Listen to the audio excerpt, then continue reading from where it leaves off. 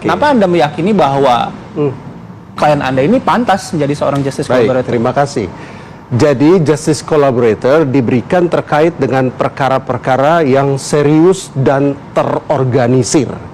Contoh, narkotika, korupsi, dan perkara lainnya, garis bawah nih, dan perkara lainnya yang serius dan terorganisir. Kalau narkotika, korupsi itu perkara serius, apalagi perkara pembunuhan. Pembunuhan jauh lebih serius. Nah, karena itu menurut hemat kami, perkara yang terjadi saat ini bagi klien kami pantas layak disematkan status sebagai JC. Dalam persidangan, hakim itu beberapa kali bilang ketika memeriksa Ricky Rizal dan Kuatmaruf. Hakim bilang begini, ini karena ada Eliezer, perkara ini bisa lebih menjadi terang. Kalau dia tutup mulut seperti kalian, ini kita nggak tahu, ini perkara ini gelap ini.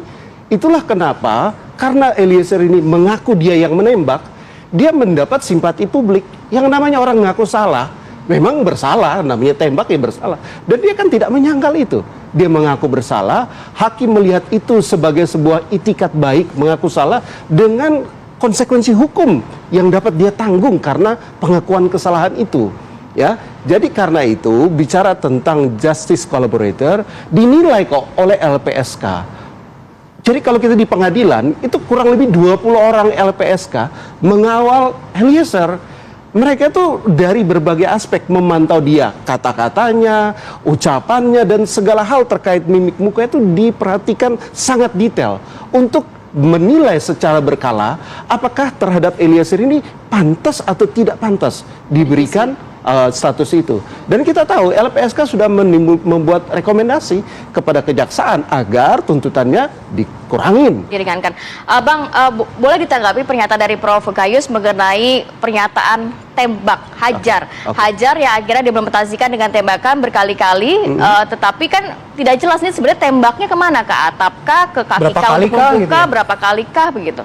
Ini tidak bisa kita lepaskan dari skenario yang dirancang di Saguling ya, sebelum penembakan dilakukan di Duren 3. Di Saguling, skenario yang diajarkan oleh FS adalah nanti ibu dilecehkan, ibu teriak, kamu datang, kamu tembak-menembak sama Joshua, yang mati Joshua. Begitu skenario. Antara Irjen Pol dan Barada, beda level tuh 18 dalam tingkat kepolisian. Seorang brimob dengan pangkat level, itu hanya bisa jawab siap laksanakan apa yang dikatakan oleh pimpinan yang sejauh itu levelnya. Walaupun Ricky Rizal tidak melaksanakan perintah itu. Itu cerita dari Ricky Rizal. Kita nggak mau campur soal Ricky Rizal. Kan kita bicara Eliezer ya. Eliezer dalam brimob tidak ada kata mempertanyakan apa instruksi atasan. Siap saja taunya.